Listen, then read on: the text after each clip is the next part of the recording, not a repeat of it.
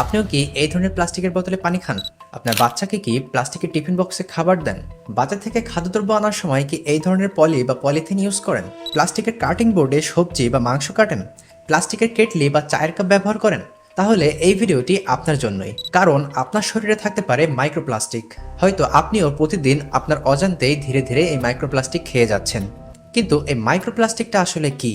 আজকের এই ভিডিওতে আমরা জানার চেষ্টা করব মাইক্রোপ্লাস্টিক কি, এটি কিভাবে আমাদের শরীরে প্রবেশ করে এবং প্রবেশ করার পর আমাদের শরীরের কি কি ক্ষতি করে থাকে এবং এটি থেকে বাঁচার উপায় কি। আর হ্যাঁ, ভিডিওর মাঝে আমরা এমন কিছু ট্রিক্স শেয়ার করব যার মাধ্যমে ইতোমধ্যে আপনার শরীরে যে মাইক্রোপ্লাস্টিকগুলো ঢুকে গেছে সেগুলো কিভাবে বাইরে বের করা সম্ভব হবে এই বিষয়টি জানতে পারবেন। তাই স্কিপ না করে সম্পূর্ণ ভিডিওটি দেখতে থাকুন। প্রথমেই আসি, মাইক্রোপ্লাস্টিক কি? মাইক্রোপ্লাস্টিক হচ্ছে 5 মিলিমিটার বা তার থেকে ক্ষুদ্র প্লাস্টিক কণা, যা পরিবেশের জন্য এবং আমাদের স্বাস্থ্যের জন্য ক্ষতিকর।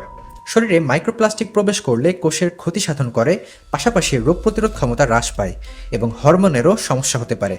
মাইক্রোপ্লাস্টিক রক্ত প্রবাহের মাধ্যমে ফুসফুস, যকৃৎ এবং মস্তিষ্কের মতো গুরুত্বপূর্ণ জায়গাতেও পৌঁছাতে পারে এবং এসব জায়গাতে জমাট বেঁধে ইনফ্লেমেশন বা প্রদাহ তৈরি করতে পারে। পরবর্তীতে সেখান থেকে ক্যান্সারের ঝুঁকিও বৃদ্ধি পেতে পারে। রক্তনালীতে বা হার্টে মাইক্রোপ্লাস্টিকের উপস্থিতি হৃদরোগ বা স্ট্রোকের ঝুঁকি বাড়াতে পারে। তবে এটি শরীরে ঢুকলে রিয়াকশন করবে বা বুঝতে পারবেন বিষয়টি কিন্তু এরকম না, কারণ এটি খুব স্লো প্রসেসে আপনার শরীরে জমাট বাঁধতে পারে। এখন আসি, এই মাইক্রোপ্লাস্টিক আমাদের শরীরে কিভাবে প্রবেশ করছে প্রতিনিয়ত। আমরা প্রথমে যে বিষয়গুলো তুলে ধরেছিলাম, যেমন প্লাস্টিকের বোতলে পানি খাওয়া। আমেরিকার মতো জায়গাতেও প্লাস্টিকের বোতলে পানি বাজারজাত করা হয় এবং একটি গবেষণায় দেখা গিয়েছে 1 লিটার পানির বোতলে অধিক পরিমাণে মাইক্রোপ্লাস্টিকের উপস্থিতি পাওয়া গেছে। এছাড়া প্লাস্টিকের এই ধরনের বোতলগুলি অন টাইম ইউজেসের জন্য, কিন্তু আমরা যদি এগুলো দীর্ঘদিন ধরে ব্যবহার করি এবং সূর্যের আলো বা তাপ যদি এই বোতলে লাগে, তাহলে এই বোতলের প্লাস্টিক কণা ভেঙে পানির সাথে মিশে যায় এবং এই পানি যখন আমরা পান করি তখন প্লাস্টিক কণাগুলো আমাদের শরীরের ভিতরে পৌঁছে যায়।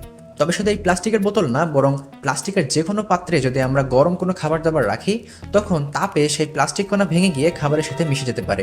যেমন আমরা বাচ্চাদেরকে প্লাস্টিকের টিফিন বক্সে খাবার দিই, তো গরম খাবার যদি প্লাস্টিকের টিফিন বক্সে দেওয়া হয়, সেখানে তাপের কারণে প্লাস্টিক কণাগুলি ভেঙে গিয়ে খাবারের সাথে মিশে যেতে পারে এবং সেই খাবার যদি খাওয়া হয় তখন মাইক্রোপ্লাস্টিক কণাগুলি খাবারের মাধ্যমে আমাদের শরীরে সহজে প্রবেশ করতে পারে। এজন্য বাচ্চাদের প্লাস্টিকের টিফিন বক্স অ্যাভয়েড করা উচিত।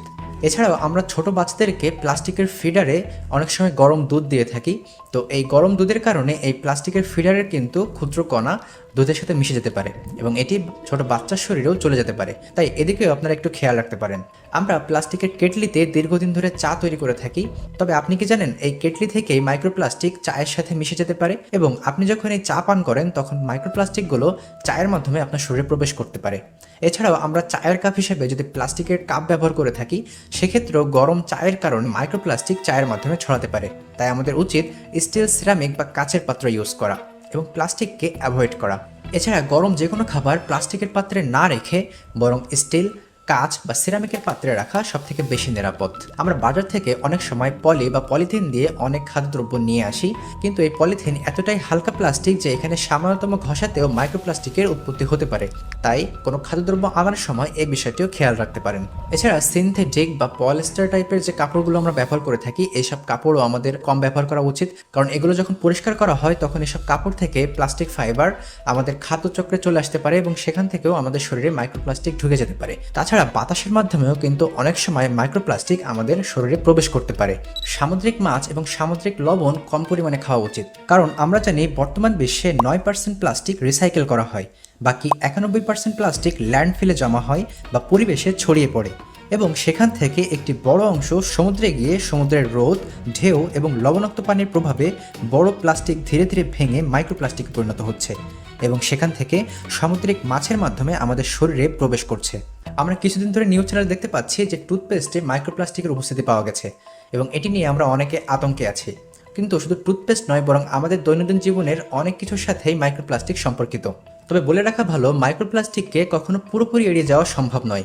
আপনি চাইলেও মাইক্রোপ্লাস্টিককে সম্পূর্ণভাবে এড়িয়ে যেতে পারবেন না, কারণ প্লাস্টিক আমাদের দৈনন্দিন জীবনের সাথে সবসময় ওতপ্রোতভাবে জড়িয়ে রয়েছে।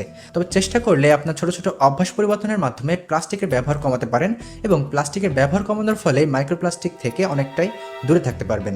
ভিডিওর শুরুতে বলেছিলাম যে সকল মাইক্রোপ্লাস্টিকগুলো আমাদের শরীরে অলরেডি ঢুকে গেছে সেগুলো বের করার ওয়ে কি বা সেগুলো বের করার মাধ্যম কি। 2024 সালের একটা পেয়ার রিভিউড রিসার্চে দেখা যাচ্ছে ডায়েটারি ফাইবার আমাদের অন্ত্রের মাইক্রোপ্লাস্টিকের সাথে ইন্টারফেয়ার করতে পারে এবং সেটি শরীরের বর্জ্যের সাথে শরীর থেকে বের করতে ভূমিকা রাখতে পারে। পাশাপাশি 2025 সালের নেচার সায়েন্টিফিক রিপোর্টসের একটি জার্নালে ইঁদুরের উপর গবেষণায় দেখা গেছে ফাইবার খাওয়ানো হলে মাইক্রোপ্লাস্টিকের এক্সক্রেশন উল্লেখযোগ্যভাবে বেড়ে যায়। অর্থাৎ খাবারের মাধ্যমে যে সকল মাইক্রোপ্লাস্টিকগুলো আমাদের অন্ত্রের মধ্যে প্রবেশ করেছে, আঁশ জাতীয় খাবার বা ফাইবার জাতীয় খাবার সেগুলোকে বের করতে সাহায্য করতে পারে। তবে শরীর থেকে সম্পূর্ণরূপে মাইক্রোপ্লাস্টিক বের করার পদ্ধতি এটা না, বরং এটির উপরে এখনো গবেষণা চলমান রয়েছে। সত্যি বলতে যে সকল মাইক্রোপ্লাস্টিকগুলো আমাদের শরীরে অলরেডি ঢুকে গেছে সেগুলো বাইরে বের করার বা সম্পূর্ণরূপে নির্মূল করার মতো এখনো পর্যন্ত কোনো গবেষণা ভিত্তিক চিকিৎসা বা পদ্ধতি আবিষ্কৃত হয়নি। তবে আমাদের অন্ত্রের মধ্যে যে মাইক্রোপ্লাস্টিকগুলো রয়েছে সেগুলো অনেক ক্ষেত্রেই আঁশ জাতীয় খাবারের মাধ্যমে হয়তো বেরিয়ে যেতে পারে, তবে এটিও গবেষণা ভিত্তিকভাবে 100% প্রমাণিত নয়। তবে আপনাদের সুবিধার্থে আমি বেস্ট 10টি ফাইবার জাতীয় খাবারের তালিকা আপনাদেরকে দিচ্ছি। আপনারা চাইলে এই খাবারগুলো আপনাদের দৈনন্দিন খাদ্য তালিকায় রাখতে পারেন। তবে মনে রাখবেন, একজন পুরুষের দৈনিক 30 থেকে 38 গ্রাম এবং একজন নারীর ক্ষেত্রে 21 থেকে 25 গ্রাম ফাইবারের প্রয়োজন হয়, তাই অতিরিক্ত পরিমাণে খাবেন না। আর এই ফাইবার জাতীয় খাবার খাওয়ার পাশাপাশি অবশ্যই বেশি পরিমাণে পানি পান করবেন। অর্থাৎ পরিশেষে বলতে হয়, মাইক্রোপ্লাস্টিক থেকে বাঁচতে হলে আমাদেরকে প্লাস্টিকের ব্যবহার কমাতে হবে এবং আমাদের করা ছোট ছোট ভুল অভ্যাসগুলি শুধরে নিতে হবে। মনে রাখবেন, মাইক্রোপ্লাস্টিক সম্পূর্ণরূপে নির্মূল করা সম্ভব নয়। আবার এটি শরীরে প্রবেশ করার পর যে এটির মাধ্যমে আপনার প্রাণঘাতী কোনো রোগ হবে, এটিরও তেমন কোনো প্রমাণ নেই। তাই আতঙ্কিত হবেন না, বরং এরকম হেলথ রিলেটেড ভিডিও পেতে আমাদের চ্যানেলগুলো সাবস্ক্রাইব করে রাখতে পারেন। এই ভুলগুলি যারা করে থাকে তাদের কাছে এই ভিডিওটি শেয়ার করে তাদেরকে সচেতন করবেন। আজকে ভিডিওটি ছিল এ পর্যন্তই। আপনি কোন ভুলটি এতদিন ধরে করে আসতেছেন সেটি কমেন্ট করে জানাবেন। পরবর্তী ভিডিও পর্যন্ত সকলে ভালো থাকবেন, সুস্থ থাকবেন। আসসালামু আলাইকুম।